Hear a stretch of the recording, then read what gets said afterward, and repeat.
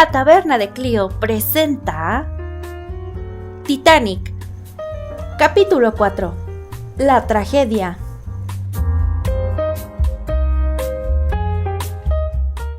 Esta es la parte que es más recordada del Titanic. Todo el caos que hubo al respecto y hablando desde el punto de vista histórico, es difícil, por no decir imposible, tener una reconstrucción precisa de qué fue lo que pasó durante todo el naufragio, porque tenemos demasiados personajes involucrados, demasiados testimonios y más que demasiados testimonios. Cuando ustedes están en medio del caos, su cerebro se siente diferente, la adrenalina corre, el pánico, o sea, ves, escuchas las cosas desde otro punto de vista y ya hasta que te calmas, dices, ah, no es cierto, esto fue lo que pasó.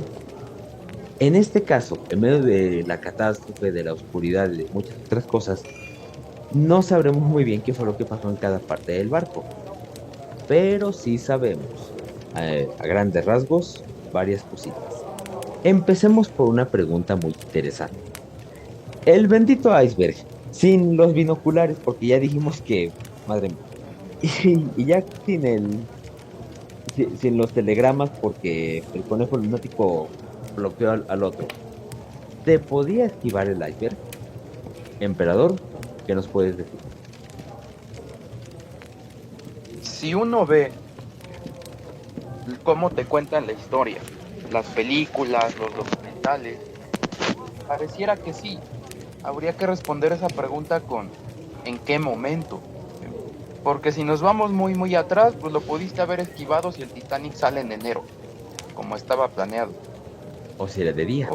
O si te lo encuentras de día, correcto. Si el Titanic, en lugar de seguir avanzando cuando le llegan los avisos de iceberg, se detiene completamente, el capitán decidió, no, voy montado en el barco más grande del mundo, diseñado para no hundirse, ¿por qué me voy a frenar? Entonces, yo sí quiero defender un poco al capitán, porque es un fácil hacer confianza cuando estás trepado en una máquina de ese tipo. Piensen, como le encanta la referencia al señor Conejo, en el poder que creen tener los microbuseros, los traileros, los camioneros a bordo de sus máquinas. Se sienten dioses, Mi vecino no Conejo. respetan a nadie. Imaginen lo que sería estar al mando del objeto móvil más grande del mundo, con toda la tecnología para que no te hundas, pase lo que pase. Y con cancha libre. Y con cancha. Y además con alberca. Entonces tienes los sistemas de tecnología más avanzados para evitar que te hundas. ¿Por qué le voy a tener miedo a un pedazo de hielo? Lo único que no tenían eran las llaves de los prismáticos. Exacto. Ok, exacto. Ahora, No hacían si falta. nos centramos en momento en que por fin lo ven, cuando este tipo que huele el hielo por fin le llega algo a la nariz. Cuando se dan cuenta, y creo Ay, que se la metió la caspa película, del diablo, eso no lo sabía. cuando Inhaló en un la muñeco. película, cuando la película de James Cameron muestra esa escena, a mí me encanta, porque ven el iceberg, que empiezan a tocar la campana, y lo siguiente que le hace su compañero es recriminarle, no que tú olías el hielo. Ahora, ¿a qué distancia se dan cuenta y dan este aviso? Se calcula que pudieron haber estado a 450, quizá 500 metros de distancia. Y para ir llenando las variables, ¿qué tan rápido va el Titanic en ese momento? La velocidad máxima del Titanic en el diseño se calculaba en los 23 nudos, poquito más de 40 kilómetros por hora, 40, 41, 42 quizá forzando todas las máquinas. Ya con la resistencia del mar eso se reduce un poco y el Titanic, contrario a lo que se cree, no iba a su velocidad máxima, iba por ahí de los 40 kilómetros por hora, 500 metros. Era muy complicado ya evitarlo. ¿Cuál es la orden que da? Y ahí también vamos a encontrar polémica. El primer oficial Murdoch, que es quien está al mando porque el capitán estaba dormido. No sé si dormido, estaba en su camarote. La orden que él da cuando le llega el aviso de que hay hielo al frente es primero todo a babor. Hay que girar. La maniobra es intentar rodear y hacer una especie de S para rodear el obstáculo. Recuerden, el iceberg no es solamente lo que estás viendo, hay mucho hielo debajo. Hay polémica con la siguiente orden. Hay quien dice que la orden fue todo a babor y marcha atrás, o todo a babor y alto total. ¿Qué pasa? Hemos mencionado varias veces estos motores gigantescos. No los vas a frenar con presionar un interruptor. Entonces van a pasar segundos y hasta minutos hasta que tú puedas bajar la presión de tus máquinas, poderlas detener y aún más si lo que quieres es dar marcha atrás. No es instantáneo, lleva su tiempo en el que llega el mensaje, tiempo en el que se transmite la orden, tiempo en el que lo llevas a cabo. Se calcula, dime. Y son 50,000 toneladas que tienes que detener de trancazo. O sea, no hay máquina, no hay física que te permita detener eso. Exacto. Ni un ancla lo suficientemente grande como para detenerlo, nada más echarlo al mar y ya con eso te paras. No, estaríamos mejor sin la ciencia. Probablemente con esa inercia y a la velocidad que va, tú tiras el ancla y la hubiera arrancado.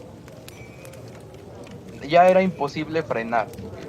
Ahora, podríamos discutir si fue lo mejor estrellarse de frente o intentar evitar el obstáculo. El caso es que las órdenes que da el oficial empiezan a surtir efecto ya cuando el barco golpeó al iceberg. Sí se va a lograr separar, sí se va a alejar del iceberg, pero fue tarde. Era muy complicado. Con esa máquina, quizá influyó el timón, pero como bien apuntaba el conejo, ese timón pasó la norma, lo que se exigía en ese momento. No podemos decir que estuviera mal, pero ya era prácticamente imposible. ¿Qué hubiera pasado, para terminar con esta parte, si el Titanic toma de frente el impacto?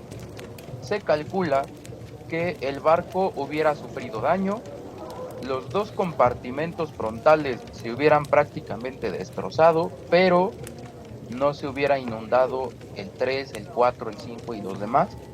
Así que, hipotético, otra vez, estamos en el terreno del hubiera. Probablemente el Titanic habría podido incluso llegar a su destino o a un puerto más cercano por sus propios medios. Eso sí, iban a morir aproximadamente 230 personas que estaban en esa sección del barco. De hecho, es la zona del correo, así que los carteros hubieran muerto. Bien. Pero pues, retomo algo que comentaba nuestro querido filósofo del mal. ¿Qué tipo de decisión tomas en esa situación límite cuando tienes segundos? El primer oficial Murdoch tenía que tomar una decisión, ¿sí? Y tomó la que le pareció mejor también, basado en su experiencia. Entonces tampoco podemos satanizarlo de todo. Así que el barco llega, impacta. La versión oficial hoy en día es que ni siquiera fue un impacto tan fuerte. Lo llegan a describir incluso como un rozón, un besillo, en traducción castellana. Sí. O sea, no fue un golpe de lleno.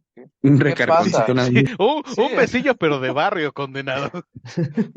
Fue un rozón, sale con polish, no hay bronca. No, lo que pasa es que el hielo golpea, recuerden que sí es un metal más frágil a esa temperatura. ¿Sí? Lo que va a ceder van a ser los remaches. Y no porque fueran del todo malos, sino por el sistema. El Titanic tenía 3 millones aproximadamente de remaches diseñados, o el diseño es para que trabajen todos juntos. Bota una sección y en cadena van a empezar a botar las demás. Entonces va a ser un daño de hecho intermitente, no es una sola línea de daño. Te encuentras una zona que se abrió, luego un espacio que queda intacto, otra zona que se abrió. Lo describen como un código Morse. Y ya hablaremos entonces de qué tanto aguantó el barco en realidad. Aguantó lo que tenía que aguantar, aguantó más de lo esperado, pero era algo que iba a pasar. Con toda esta suma que hemos ido mencionando, algo iba a salir mal. Si sales tarde, si no llevas binoculares, si el tipo que huele el hielo ese día no olió nada, si traías un incendio en la caldera, si alguien no vio a tiempo, si las máquinas no respondieron tan rápido como querías, si el timón resulta que no era tan grande como te hubiera gustado, algo iba a salir mal tarde o temprano. Y tu telegrafista es orgulloso. Pa pronto. De qué iba a suceder, iba a suceder. O sea, si no era una, era otra cosa. Entonces simplemente fue una cadena de eventos que fueron consecutivos y que orilló pues a eso. Exactamente. Ahora, aquí vamos a hacer una reseña muy rápida de todo lo que empezó a ocurrir. Ya, tocamos. El agua se empieza a meter. Cerramos las secciones, dejando, espero que no hayan dejado a gente adentro, como decíamos en la primera sección de este podcast. Todos sabemos que sí pasó. Todos sabemos que sí pasó, pero bueno, esas son historias de heroicidad que deben de mantenerse.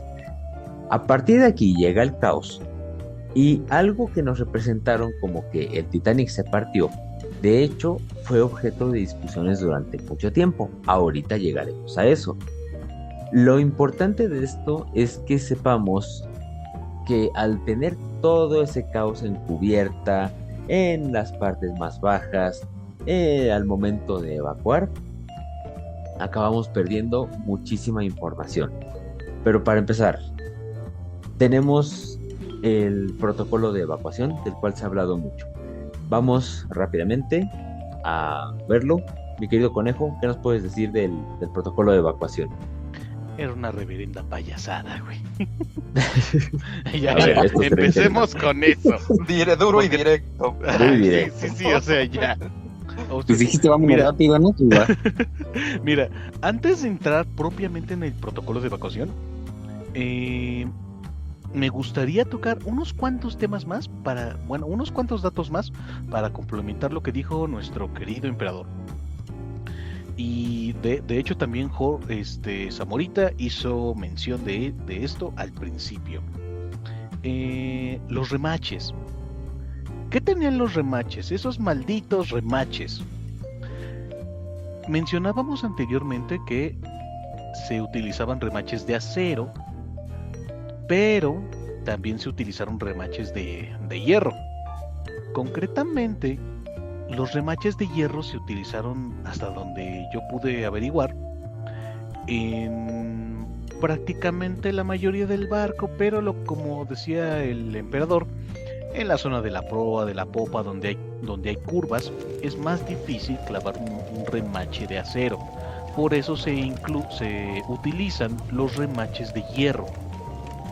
El hierro es un material que para ese tipo de usos y funcionamiento es muy maleable. Se mezclaba con otras porquerías para que pudiera ser maleable y fuerte. Era un medio barato, sí, pero funcional para la época. Detalle de los remaches. Estos remaches que reciben el impacto pues eran de hierro, y estamos hablando de que a través de estudios que se hicieron no a temperaturas bajo cero, sino ya a temperatura ambiente, ceden, o sea, se rompen, mejor dicho, ante una presión de 4.500 kilos de fuerza. El estimado que se tiene del impacto que generó el iceberg es de 6.500 kilos de fuerza. O sea, ni de coña iban a superar el trancazo. Ahora, se sabe que el golpe causado por el rozoncito no ocasionó que como comúnmente se cree, el casco sufriera un rajadón así espectacular, ¿no? Más bien fue un impacto que causó 6 agujeros pequeños, pero que pues estaban todos juntos y fue lo que terminó de darle la torre a todo. Volviendo al tema de la evacuación. Ya habíamos dicho que el Titanic, en su más humilde fe de darle seguridad a la gente o a las gentes que planearon el barco, el navío, decidieron, ay, no, pues, o sea, sí, 16 botes salvavidas son lo suficientes para salvar a la gente. Oye, pero es muy grande. Ah, entonces ponle 4 más, que sean 20. Tenía 20 salvavidas en total. Plegables, de madera, rígidos, X.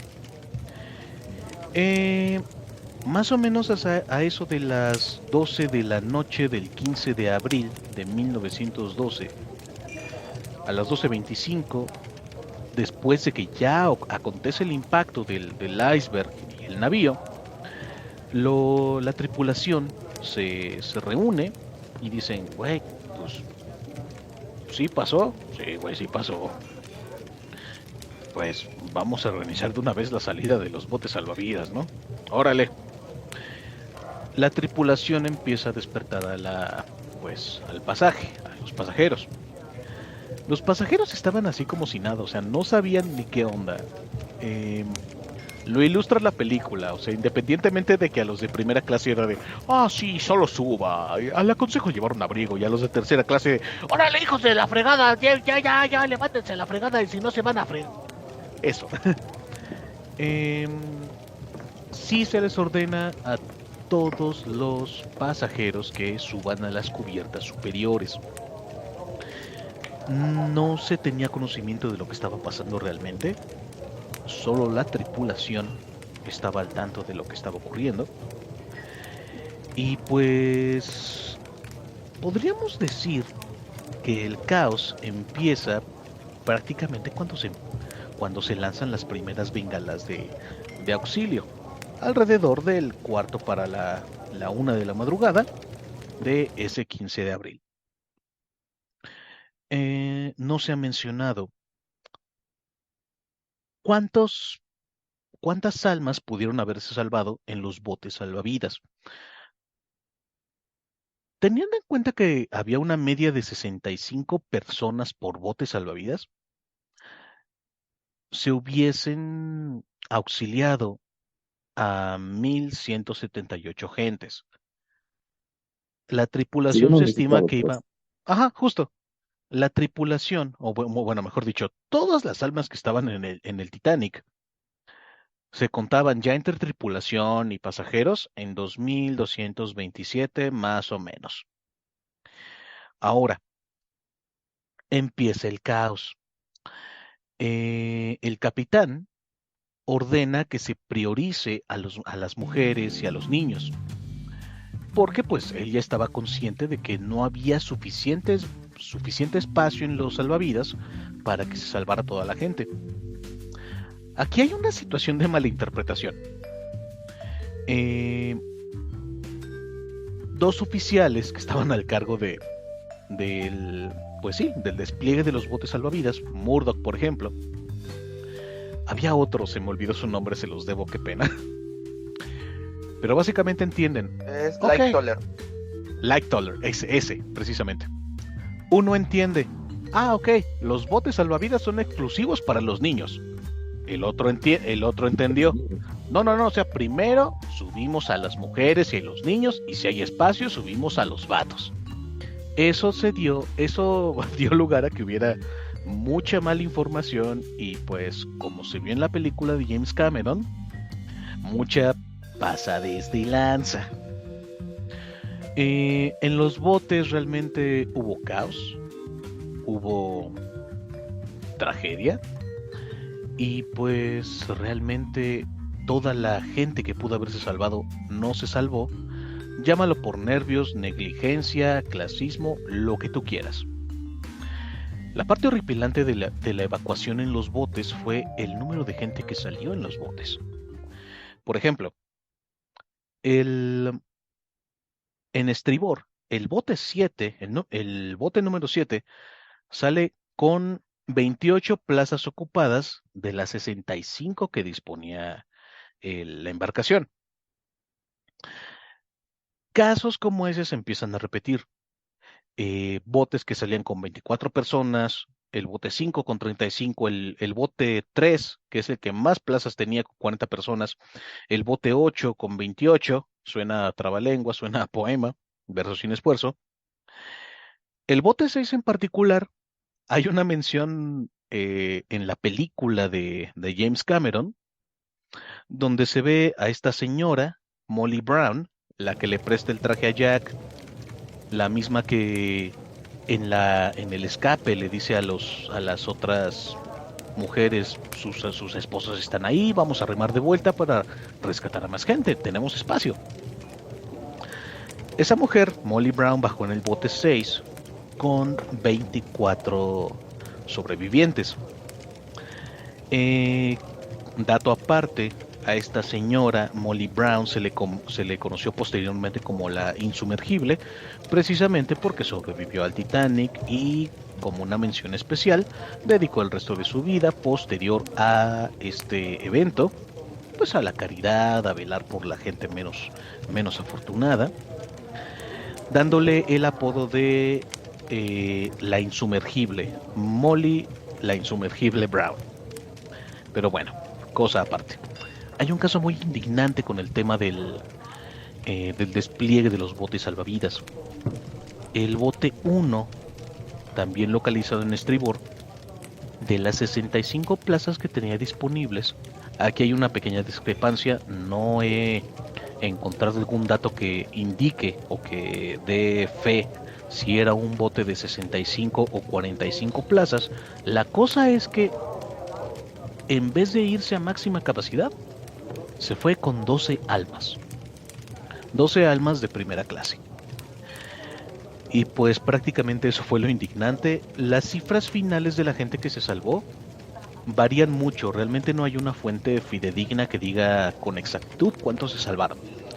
Tanto el argumento de los sobrevivientes como de la tripulación del Titanic, del Carpathia y de la prensa de Estados Unidos, no hay un número concreto, pero sí que puede oscilar entre los 680 a los 750. O sea, hubo mucha discrepancia al respecto de cuánta gente se salvó realmente. Pero de que pudieron haber sido más, eso es un hecho.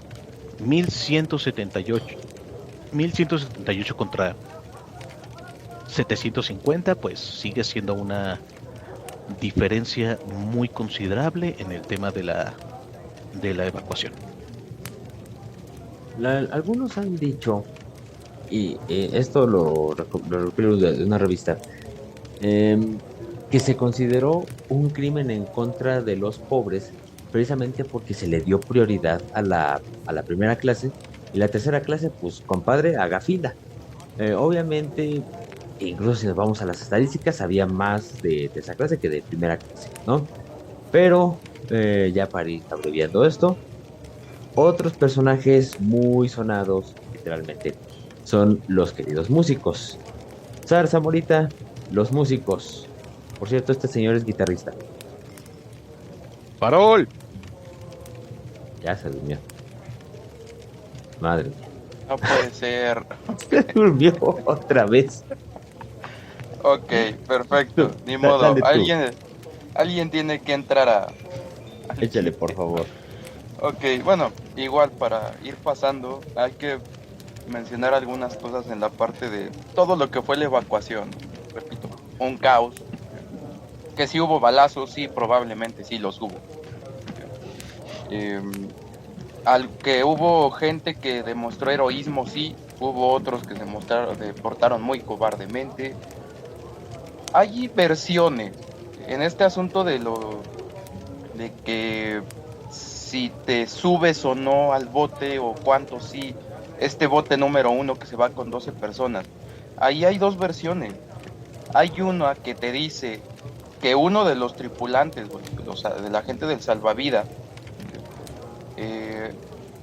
soborna al oficial para que los baje así, pero también hay otra que dice que al inicio de la evacuación mucha gente no se quería subir y que por la premura del tiempo, pues, así los empezaron a bajar. Digo, cada quien decidirá cuál creer, pero sí es complicado decidir cuál fue y cuál otra. Nos vamos a encontrar personajes como el mismo Ismail Astor, el dueño del barco de la White Star, que la versión que nos han vendido es que el tipo se acobardó y se trepó al bote que pudo.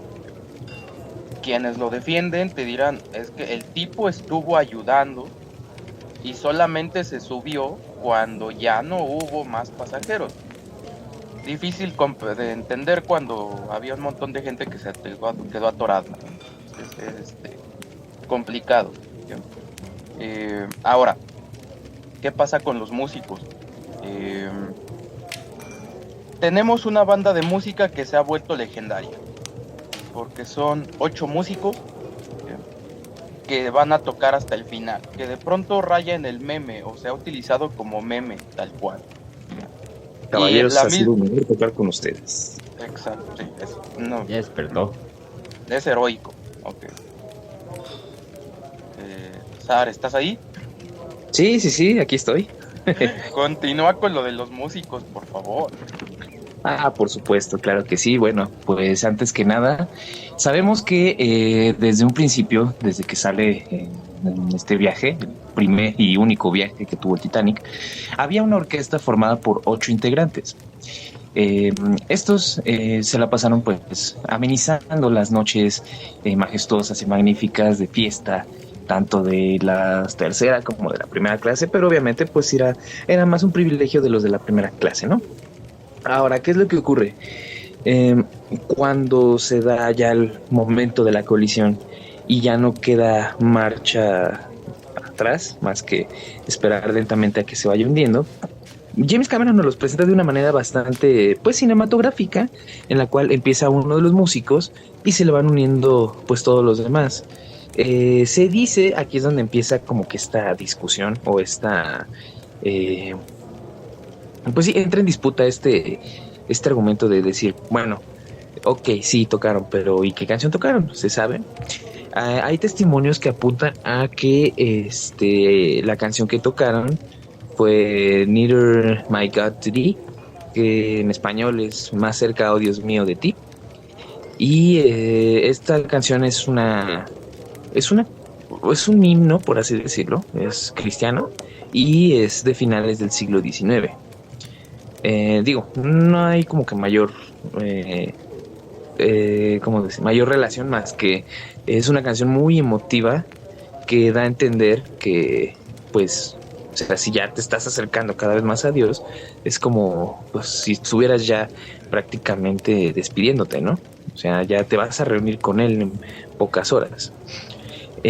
Aunque hay argumentos, incluso la misma Molly dice que no fue esa canción la que estaban tocando, que fue Sueño de Otoño.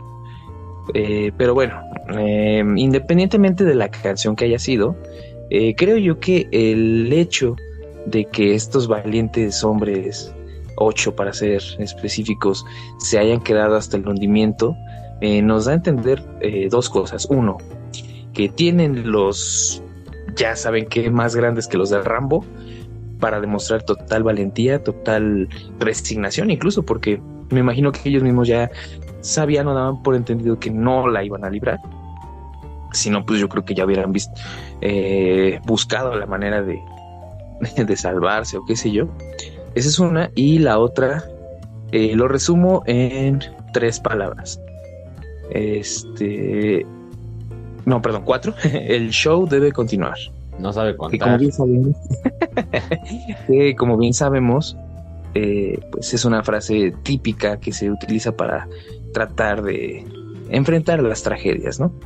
Entonces, pues este es el caso con los músicos. En realidad, como dato curioso, lo último que puedo agregar es que nunca se encontraron los cuerpos, solamente de 3 se pudieron rescatar, y pues obviamente también se les hizo su respectivo funeral.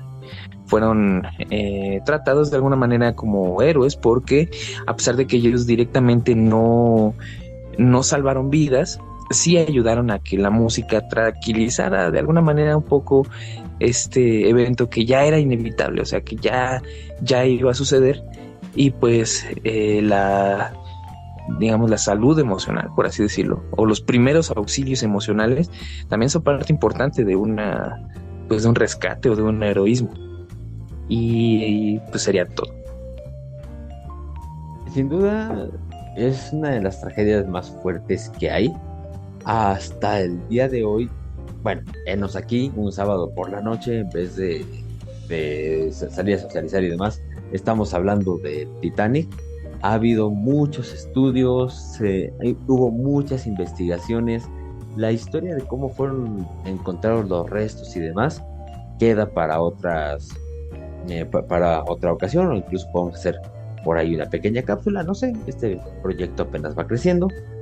Pero ya para cerrar esta primera emisión de la Taberna de Clio, me parece importante, caballeros, que cerremos con su legado, con los juicios y consecuencias. Ya como último tema, Emperador, ¿qué tanto le pasó a los que sí llegaron a tierra firme? Muy bien, es toda otra historia aparte, entonces vamos a tratar de resumirla muy rápido. El barco se hunde, que yo soy de los que cree que de hecho aguantó más de lo que se esperaba. En mi caso, por comparación, porque estos 3 barcos, el Olympic, el Titanic y el Britannic después, en sus respectivas circunstancias demostraron ser barcos bastante resistentes. Y miren que les tocó al Olympic y al Britannic vivir la Primera Guerra Mundial. Ahorita me tienes que contar lo de el Olympic hundiendo un submarino, no se nos puede pasar. Bueno, Y el Britannic, tengo entendido que lo alcanzó un torpedo o una mina, ¿no? Algo así. Una mina, y aguantó suficiente tiempo para que se rescatara a todos. Si hubo por ahí un par de muertos, quizá, probablemente, pero la gran mayoría de enfermos y personal médico lograron ser evacuados. A diferencia de su competencia, el Lusitania y el Mauritania, que se hundieron en muy poco tiempo. Ahora, los que sobreviven, por supuesto, ya establecimos que la mayoría son personas de la primera clase, algunos colados de la segunda, y muy pocos en realidad, casi ninguno de tercera clase. La historia de la recuperación de los cuerpos es muy triste, ya también probablemente hagamos una cápsula en un futuro, pero los que llegan, los que son rescatados por el Carpathia y llegan a los Estados Unidos, de inmediato van a ser sujetos de estar rodeados por periodistas. Y cada uno va a dar su versión, o sea, no hay una sola. Ya mencionaban el asunto de que si se partió o no. Desde el primer momento hay pasajeros que dicen que lo vieron partirse. Si lo vieron, seguramente seguían muy cerca del barco, y otros que dicen que no, eso no pasó.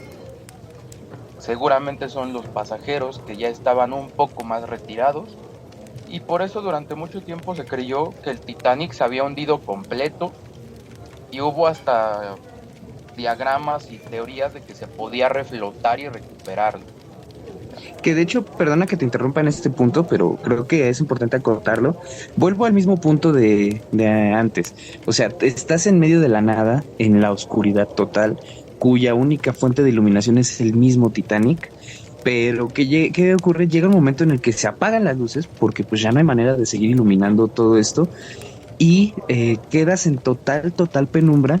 Entonces obviamente la gente que está más alejada no puede ver a ciencia cierta si se parte antes de hundirse por completo o si se hunde verticalmente y ya dentro, o bueno, más bien ya completamente sumergido, se parte.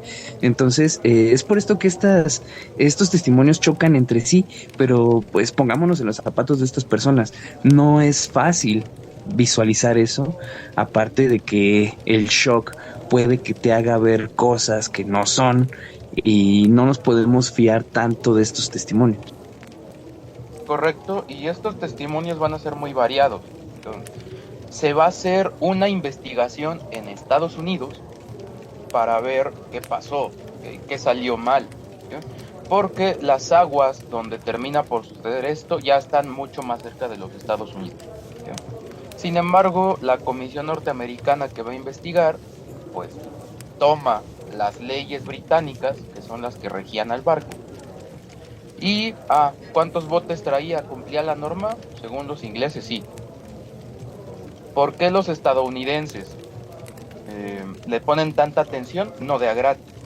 Ya mencionamos que iban magnates importantes con mucho dinero, y especialmente iba un personaje que era amigo personal del presidente de Estados Unidos. Así que se le va a poner una atención bastante importante, pero la White Star, y esto también se presta a la interpretación y a las conspiraciones, no va a permitir que muchos de los supervivientes y los fogoneros, porque sí sobrevivieron fogoneros, testifiquen ante los estadounidenses. Cuando vuelven a Inglaterra, se hace ahora sí un juicio bajo las leyes inglesas, y ahí sí se mencionó lo que tocábamos hace un rato del incendio, pero desde un inicio se desestimó. Parece ser que porque es una sala de calderas, hay carbón, hay fuego, los incendios son normales. Parece ser que nadie llega a creer o a concluir que un pequeño incendio, porque ellos dijeron pequeño, hubiera llegado a influir en el desastre al final, ¿no? Hubo gente condenada, en realidad no. Astor, el dueño, no sufrió, bueno, la empresa sufrió las consecuencias, sí, pero él legalmente no fue a la cárcel ni nada parecido. JP Morgan mucho menos. Entonces la investigación desde un inicio quedó inconclusa en muchos detalles, y recuerden, es 1912. No es como que tuvieran herramientas como hoy en día para poder averiguar qué pasó en realidad. Se tenía que confiar sí o sí en los testimonios, y un periódico dijo una cosa y el otro periódico dijo otra cosa y otro periódico dijo otra cosa. Entonces, muchos de los historiadores de hoy en día trabajan con esos periódicos y es complicado, ¿no?, dar una sola versión de lo que sucedió. Ya para terminar, ¿en qué acabó para la White Star esta tragedia? Unos años después, en 1912, en el 14, inicia la Primera Guerra Mundial. Barcos como el Olympic y el Britannic van a ser requisados para el ejército y servir de transporte. El Britannic, de hecho, como buque hospital. Y cuando vuelven a manos de la White Star unos años después, la empresa ahora sí está en crisis. Por supuesto, perdieron muchísimo dinero en el asunto del Titanic. Inversionistas se fueron y terminó siendo absorbida por su competencia. Así que llámenle karma, pero la White Star prácticamente desaparece unos años después, el hundimiento del Titanic. Y ya como última anécdota, ya como último detallito antes de pasar a las conclusiones, este querido Olympic fue un héroe de guerra porque por accidente, pero lo logró, se despachó un submarino alemán.